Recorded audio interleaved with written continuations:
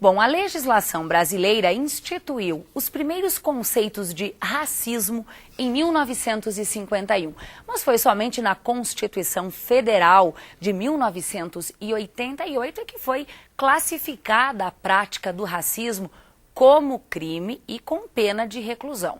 Bom, amanhã é o Dia Internacional de Luta pela Eliminação da Discriminação Racial, uma data criada pela ONU para lembrar o massacre de Sharpeville, que aconteceu em 21 de março de 1960, na África do Sul.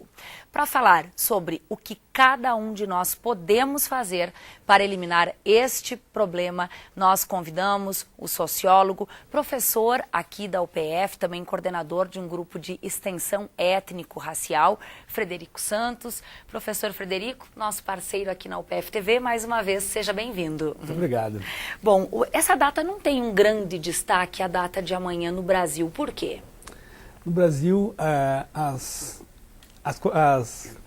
a preocupação em relação às questões étnico-raciais foram concentradas especialmente no período de novembro, né? Quando, dia 20 de novembro, se comemora a data da consciência negra, né? Fazendo referência justamente a Zumbi dos Palmares, que foi um grande líder negro. Por conta disso, os movimentos sociais convencionaram que as atividades fossem concentradas nesse período. Então, o dia de amanhã, 21 de março, ficou uma data um tanto quanto relegada por esses movimentos, né? Mas a gente não queria ficar ausente nessa data, por isso é que te convidamos. E queríamos entender rapidamente, professor Frederico, que contexto nós estamos assim no Brasil, as denúncias de racismo, a gente falou aí que é crime desde a Constituição, elas vêm aumentando, é um número que se mantém, ele é expressivo? Com as legislações agora que criminalizam o racismo, elas foram importantes justamente para conseguir demarcar que essas práticas não devam ser aceitas, né? Essas práticas não podem passar como brincadeiras, como piadas. Justamente essas práticas denunciam que pessoas sofrem por conta disso e são discriminadas por essas práticas. Então, a legislação veio justamente corroborar o quanto essa população sofre por conta dessa situação de racismo. E mais do que isso, começa a fazer com que pessoas possam denunciar essas práticas e buscar os seus direitos. E isso tem sido feito ao longo dos últimos anos, né? Nós não podemos dizer que as práticas têm aumentado, mas que agora as pessoas conseguem mais meios de denunciar. Mas há uma dificuldade ainda bastante presente que muitas vezes a denúncia não chega a se configurar como racismo, porque racismo é crime e acaba caindo numa condição menor de injúria racial. E aí fica por isso mesmo. Então quer dizer que mesmo que seja registrado um crescimento no número de registros de casos de racismo, não quer dizer que de fato o racismo aumentou. Talvez as pessoas estejam mais encorajadas a denunciar. Agora tem aquela situação do dia a dia. Aquela situação de que a pessoa racista faz uma piada, entende que é uma brincadeira, mas há ali uma ofensa. Essa situação precisa ser repensada. Precisa ser repensada justamente, né? Nenhuma pessoa é racista constantemente, né? Nós não podemos definir que eu sou racista ou outro é racista. A gente acaba tendo ao longo das nossas relações cotidianas práticas configuradas como racista.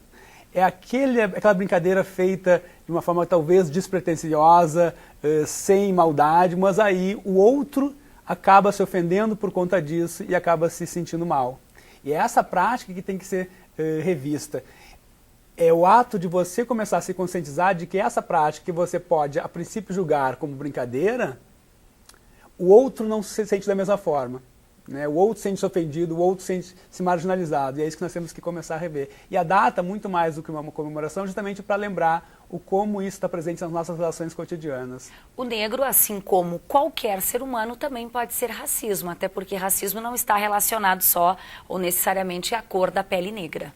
O racismo é uma condição que permeia as relações sociais no Brasil, né? Ser negro ou ser branco não me blinda dessa condição, né? Todos nós podemos exercer, em algum momento a gente acaba, em alguma medida, pecando nessa prática. Perfeito. Bom, em Passo Fundo, professor Frederico, você que já está aqui há um bom tempo, que percepção tem com relação a esse tema? Numa cidade como Passo Fundo, que é configurada como um polo cultural, polo educacional e de saúde, acaba recebendo muitas populações da região. E agora, nos últimos anos, recebemos uma grande quantidade das populações migrantes, né?